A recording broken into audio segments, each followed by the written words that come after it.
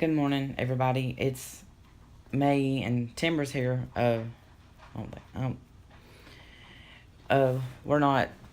She's been trying to be funny. I can't really be funny yet. I woke up anxious and nervous because tonight is our event at the school, and so we wanted to tell you a little bit about that, or I do.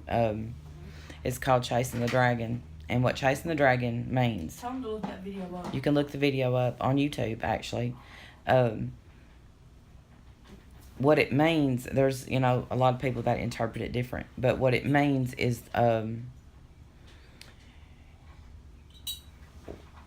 when you get high, I get you, it's the ultimate high, and you always chase it.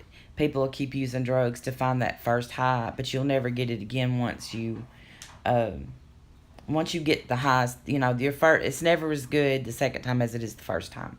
But that's what they're doing. They're chasing the dragon that's not there. Does that sum it up pretty good, you think? Yeah. But, so that's a documentary. And it's really sad to see where it leads. And what we do, and the reason I'm so nervous is because I wasn't nervous the first time we spoke at a school, but I didn't go to that school. And again, we didn't know the turnout we would have, and we don't know what turnout we'll have tonight. But the town that we live in, it's very small, and you're really judged on everything that you do. Everything. The car that you drive, the house you live in, everything that you do. And so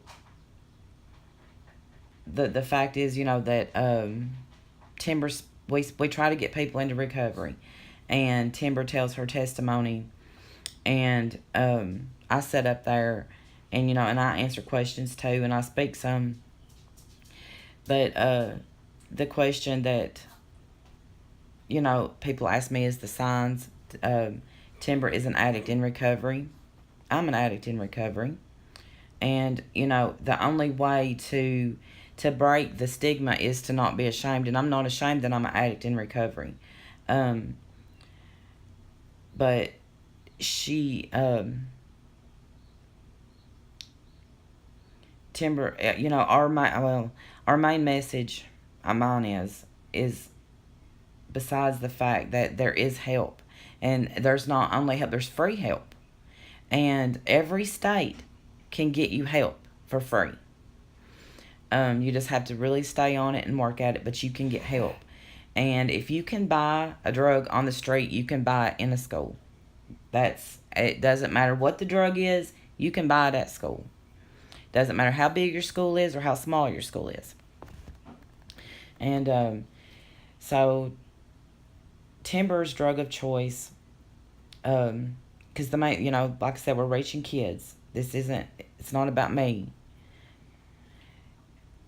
And we're reaching parents, because a lot of parents are in denial. Not my kid, not my kid. And I was one of those parents.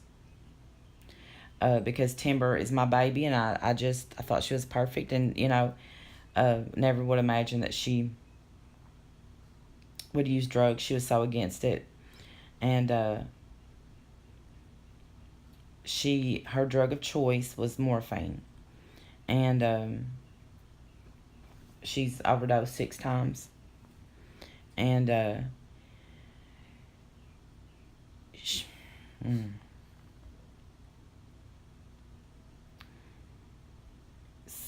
the signs was she quit playing sports. She changed friends. She I didn't know that she was sneaking out. I had no idea. And the thing is, she's my baby, and I really trusted her. And I'm not, it took us a long time to rebuild the trust that we have now. I thank God that we have. I've seen her near death. I've seen her so messed up that she couldn't sit up. And I'm proud of her that she's not ashamed. She's not ashamed of me telling y'all this, and she's not ashamed to get on a stage and tell people that. She's got almost a year clean, and I have to say that by the grace of God, she's not dead. And I know that tonight I'm going to sit on a stage and be judged for my parenting, because I attributed everything that Timber did to age. I thought that everything was hormones. I thought everything, that's what it seemed like before I saw her really doped.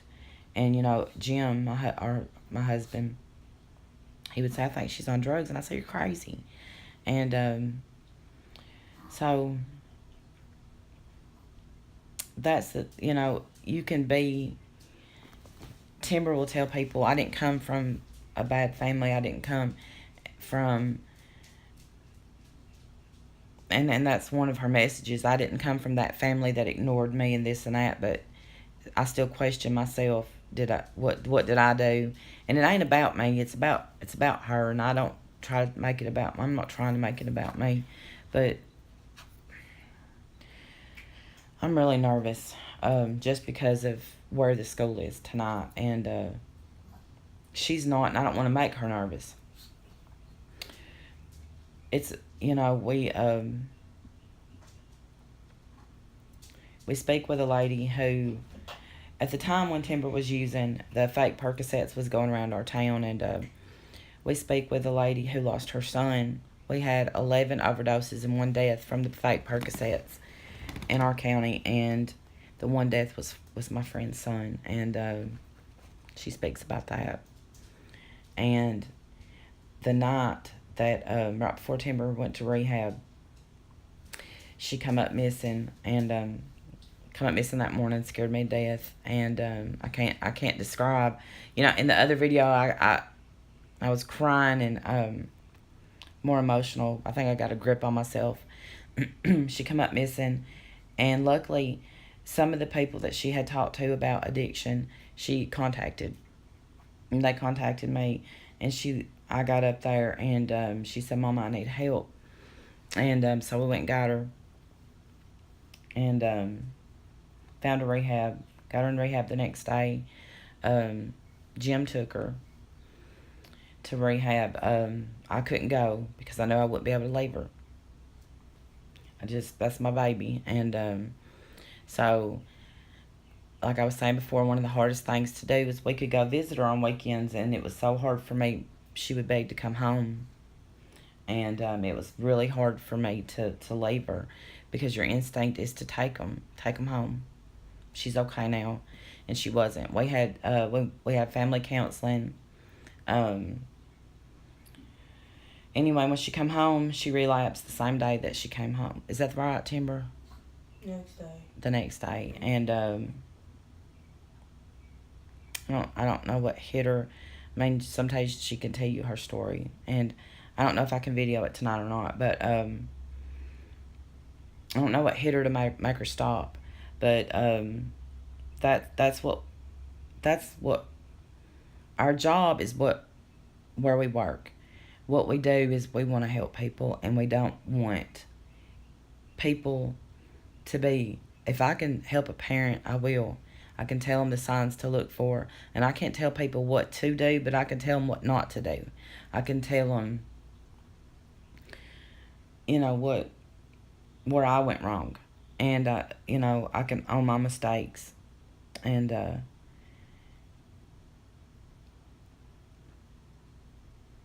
it's not always easy to own your mistakes. It's not, but